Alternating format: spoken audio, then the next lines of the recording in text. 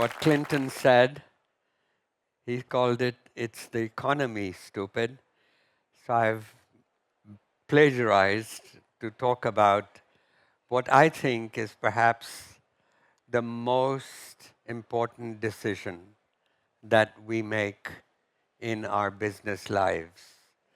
And that is, and we all make a mistake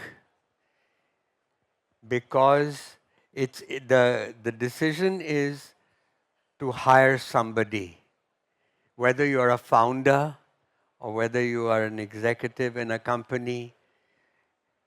We all have to we depend on others and we hire people. And the mistake we make is that we look for what the person knows, the knowledge, the skills, all right things, the IQ. But really, what I have learned in my life is that what matters far more is your attitude. And these attitudes are things like determination, hunger, humility, integrity. Now, humility, the best definition of humility that I know is to take your work seriously, but not yourself seriously. That is real humility. And the integrity, of course, you see it in the actions of a person.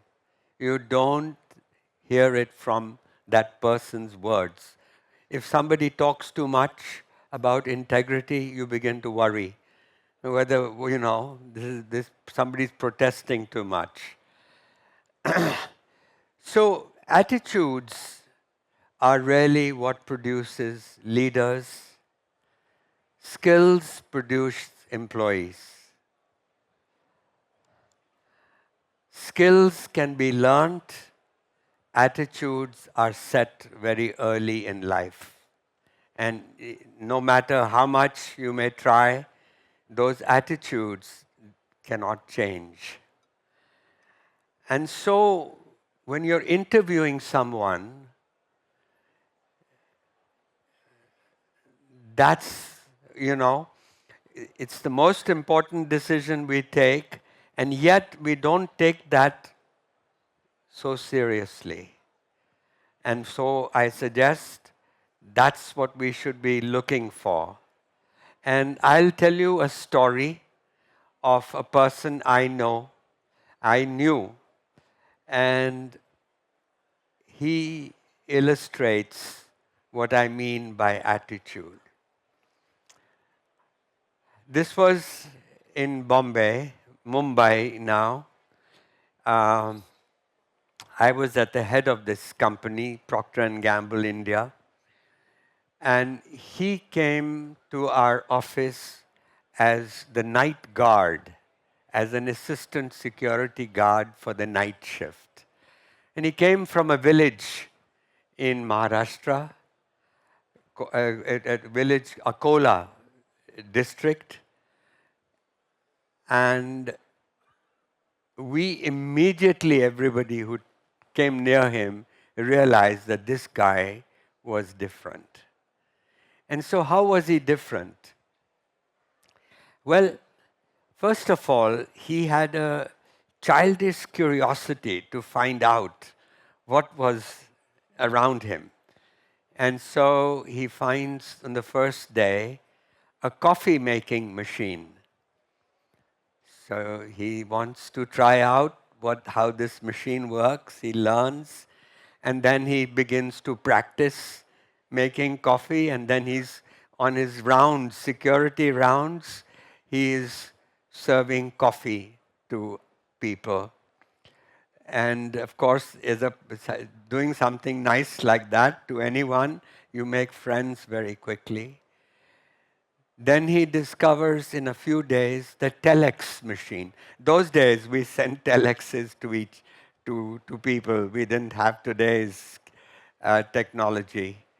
And of course, the telex meant that he had to know English, but he didn't know English. He was not a college graduate. He was 10th pass in school. And, but he said he was going to make this machine work. So he started taking telex English lessons during the daytime. And within a few months, or maybe less than that, he knew enough English to send some trial messages on the telex machine. And so the next gadget he discovers is the projector. Now, Procter and Gamble makes advertising, and our brand managers needed to see those ads sometimes, even in the evening shift. So this guy teaches himself how to run the projector. And it's a great luxury for our brand managers and all to be able somebody to put on the projection, the machine, and show the ads. And like this, he carries on. In fact, every single person he interacts with, that person finds this guy very, very special and particularly helpful, because within 6 months of his being in our office, if you needed something, you said, ask Kamble. He had become in 6 months the repository of knowledge if you wanted to work on the evening shift. And everything seemed to work. So much so that people started staying late in the office because the evening office worked better than the daytime office. One day he found a wallet with a lot of money in it outside the men's room in the office, and he picks it up, he checks the name, and he finds out that it's one of the senior managers who must have dropped the wallet over there. So he comes to me and he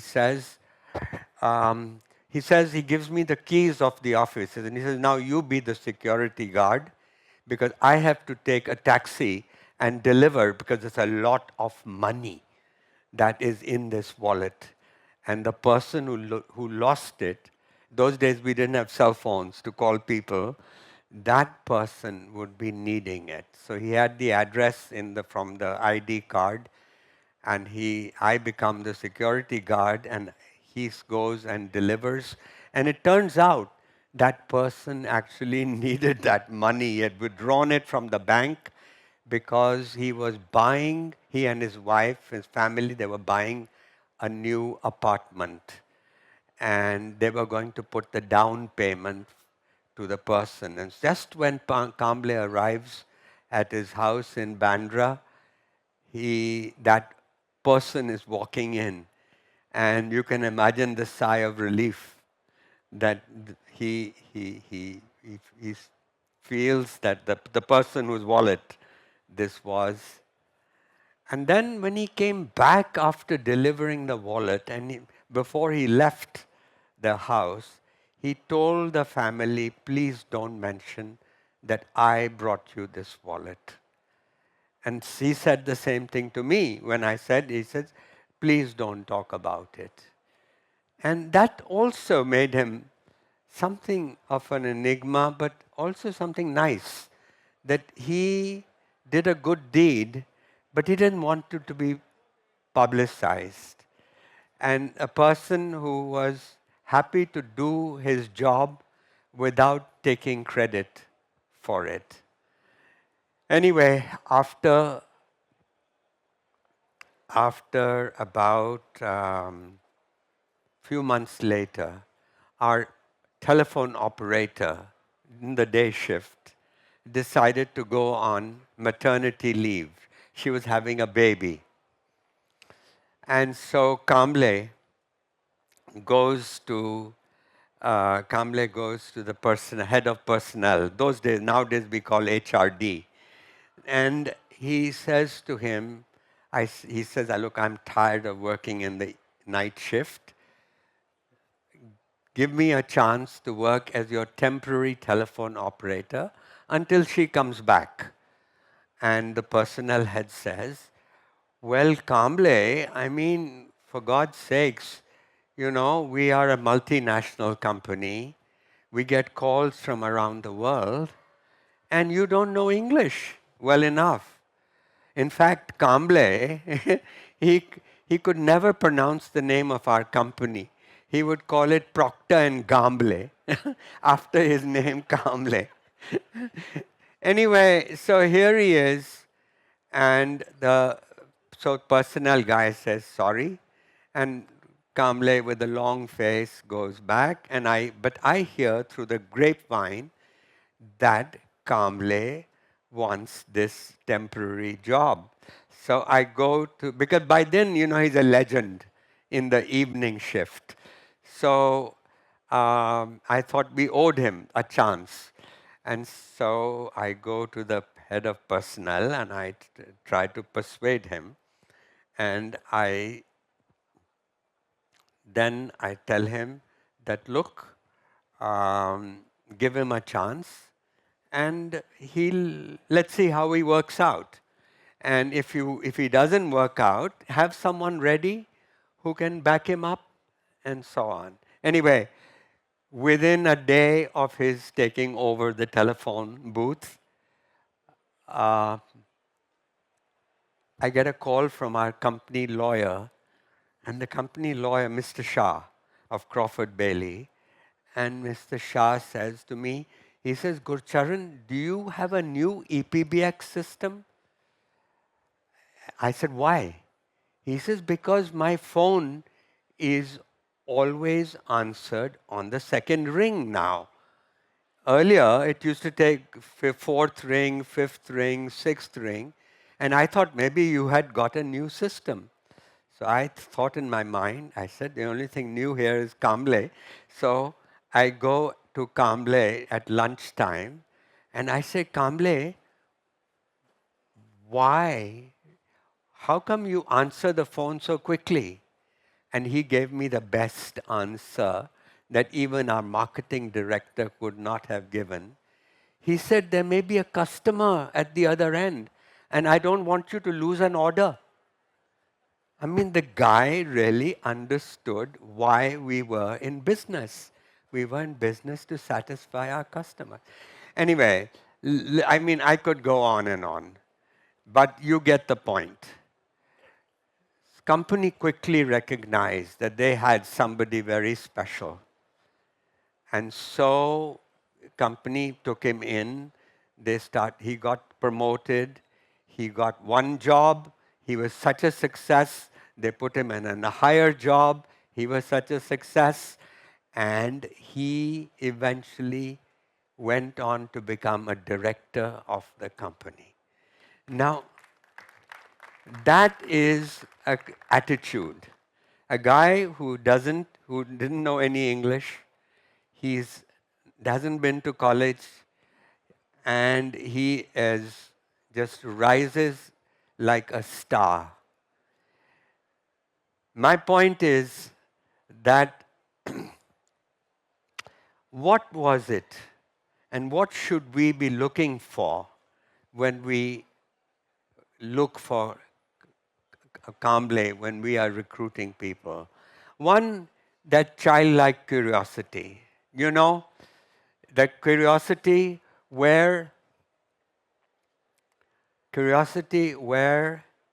a child, it's raining, and all the adults, there's a puddle on the road, all the adults go around the puddle with a raincoat, umbrella in their hand, and what does the child do? He jumps into the puddle to see how it feels like. Well, that curiosity is what Kamble had. Secondly, for Kamble, life was a bit of a game that he every day arrived and he was playing rather than working. Then there was that he was a village boy in the big city. He had a hunger to succeed. Then he also loved his job. In other words, he would have paid us to come to work. That sort of person. The other quality about him was again related to the fact that he was a self effacing person. You know, ego, shrunk ego a little bit. He took his work seriously, but not himself seriously. And as I said about the wallet incident, he did his job, but he didn't care who gets the credit. He had I didn't illustrate this point about sense of ownership. I think our time's running out. But then his other quality was that he was basically a person who, if something had to be done, he had that bias for action. He realized most of us intellectualize an issue. We write a report. This guy knew that it's the will that moves the world, action. And finally, he was helpful. Anytime you needed him, you went to him, and he would try and help. So these are some of the qualities which he illustrated, and that's why I would say, wouldn't we all like to fill our companies with Kambles? So that's my story, and thank you very much.